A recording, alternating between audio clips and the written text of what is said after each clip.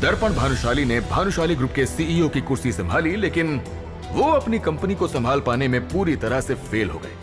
अब आप लोगों को पता चल ही गया होगा कि नक्श के अंदर ये पावरफुल चेंजेस क्यों और कैसे आ रहे हैं। नक्श की बात सुनकर उसके चाचा दर्पण एकदम शॉक्ड रह गए थे। गोल्डन डोमेन सोसाइटी से बाहर आने के बाद जब नक्श ने अपना फोन चेक किया तो उसके व्हाट्सएप पर उसके एक दोस्त का मैसेज था। अबे तू कहाँ रह गया? आ रहा है ना, लेट मत कर। दरअसल आज अनिका की फैमिली गैदरिंग अटेंड करने से पहले नक्श को अपनी हाई स्कूल रियूनियन में जाना था। ग्रेजुएशन के बाद इतने सालों में नक्श पहली बार अपने किसी कॉलेज या स्कूल रियूनियन में जा रहा था। इतने सालों में नक्श अपने किसी भी दोस्त से नहीं मिला था। नक्श सोचने लगा कि स्कूल के दिनों में वो कितना खुश रहा करता था। उसकी आंखों के सामने बचपन के वो सभी पल नाचने लगे थे। सर के कार की हवा निकाल के डांट खाना और डांट खाने के बाद भी दोस्तों के साथ खिलखिलाना, दोस्तों से लड़ाई करके उन्हें रुला देना और फिर उसके बाद जब दोस्त गुस्सा होकर बात करना बंद कर दे तो उसे जाकर सॉरी बोलना। बचपन भी कितना मासूम था। नक्श को इस समय स्कूल में की हुई सारी मस्ती याद आ रही थी। उसे यह भी एहसास हो रहा था कि वो दुनिया इस दुनिया से कितनी अलग थी। किताबों का बोझ कंधों पर होने के बावजूद भी वो जिंदगी कितनी खुशनुमा थी। नक्श को यकीन नहीं हो रहा था कि वो इतना जल्दी बड़ा हो गया है। दोस्त कंपटीशन करना, स्कूल भी जैसे अपने आप में ही एक पूरा संसार था। न दुनिया का डर था और न ही दुनिया से लड़ने की ख्वाहिश थी। नक्श इन ख्यालों के साथ अभी आगे बढ़ ही रहा था कि तभी उसे अचानक कुछ याद आया और उसने मन ही मन कहा, आज अगर शिवानी वहां हुई तो? दरअसल शिवानी वो लड़की थी जिसे नक्श स्कूल के दिनों में पसंद करता था और उसके करीब जाने के लिए उसने काफी पापड़ भी बेले थे। नक्श के सारे दोस्त उसे शिवानी के नाम से चिढ़ाते भी थे, लेकिन एक रिजेक्शन के बाद नक्श के दिमाग से शिवानी का सारा भूत उतर गया था और उसने दोबारा कभी शिवानी के करीब जाने की कोशिश नहीं की थी। यही वजह थी कि स्कूल वाले प्यार की ये कहानी स्कूल खत्म होने के साथ ही खत्म हो गई थी। स्कूल के बाद एक दो बार नक्श ने शिवानी को फेसबुक और इंस्टाग्राम पर देखने की भी कोशिश की थी, पर अनिका से मिलने के बाद उसकी ये खोज खबर भी खत्म हो गई।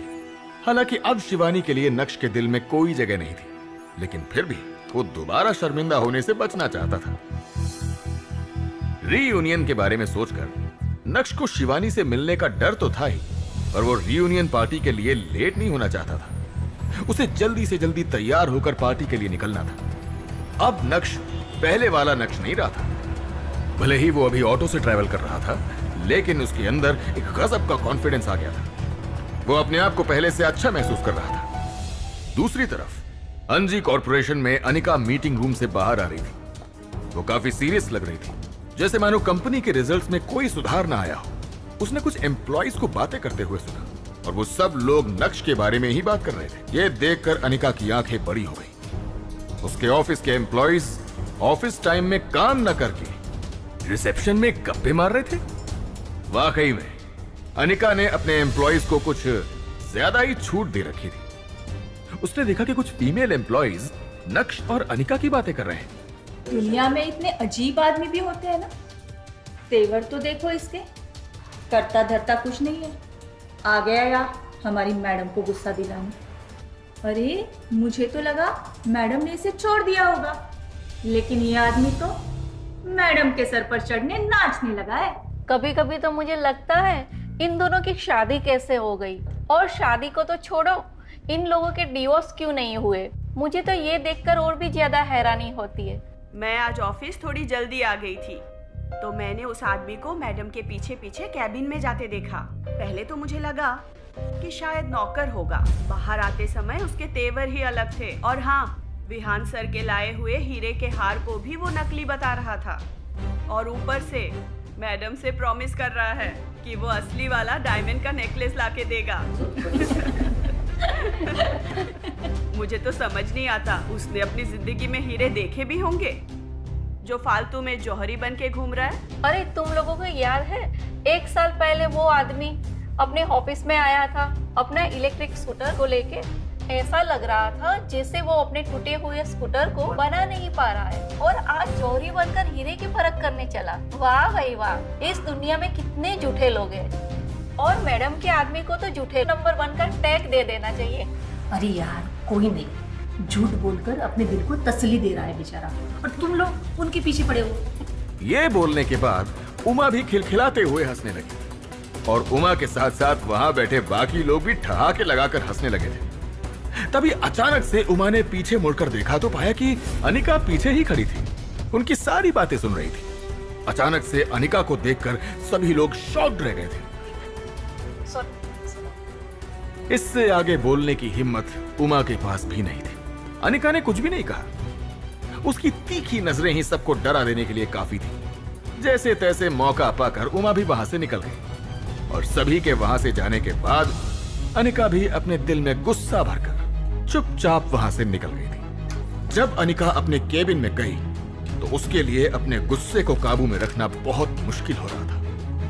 तो उसने अपने हाथ में पकड़े कॉफी मग को पूरी ताकत से जमीन पर दे मारा। ऐसा अक्सर होता रहता था, इसलिए ऑफिस में काम करने वाले लोगों को इसकी आदत हो गई थी। अनिका को समझ नहीं आ रहा था कि वो कैसे अपने एम्प्लॉइज को अपने बारे में बात करने से रोके।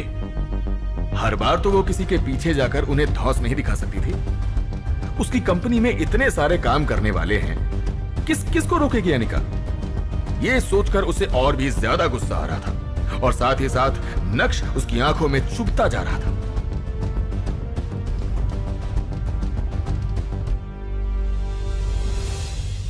मुझे लगता था मैं आपकी सबसे प्यारी बेटी हूँ। आप जिसको भी मेरे लिए चूज करोगे सोच समझ के चूज करोगे, इसलिए ना मैंने कभी किसी को डेट किया, ना मैं किसी के साथ रिलेशनशिप में आई। यहाँ तक कि मैंने शादी के लिए भी कोई शर्त नहीं रखी। और आपने क्या किया, मुझे इस गधे के साथ बांध दिया और मैंने फिर भी कुछ नहीं बोला। लोग कहते हैं कि माँ बाप ना अपने बच्चे के लिए जो भी करते सोच समझ के करते हैं, और आपने मेरे साथ क्या किया। बल्कि कभी कभी लगता है कि बस आपको एक आखिरी काम करना था, वो आपने किया, चले गए। अनिका के मन में यह भी चल रहा था। अपने दिल की बात अपने पापा के सामने रखने के बाद अनिका फूट फूट कर रोने लगी थी। जब भी अनिका नक्श की हरकतों से परेशान होती थी तब वो अपने पापा के डिसीजन पर सवाल उठाती। लेकिन आज पहली बार अनिका ने अपने पापा को एक केयरलेस पिता घोषित कर दिया था। अनिका का दिमाग इतना ज्यादा खराब हो गया था कि वो दिन भर केबिन से बाहर ही नहीं निकली थी।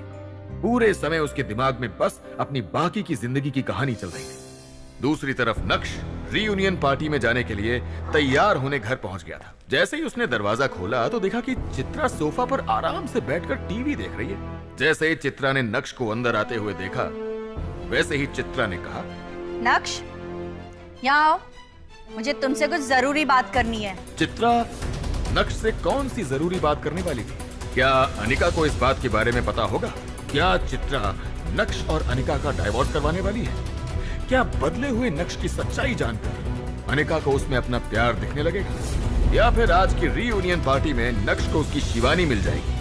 क्या नक्श और शिवानी के बीच में प्यार का सिलसिला फिर से उठेगा? क्या नक्श अनिका को छोड़कर शिवानी का दीवाना होगा? सुनिए नक्श और अनिका की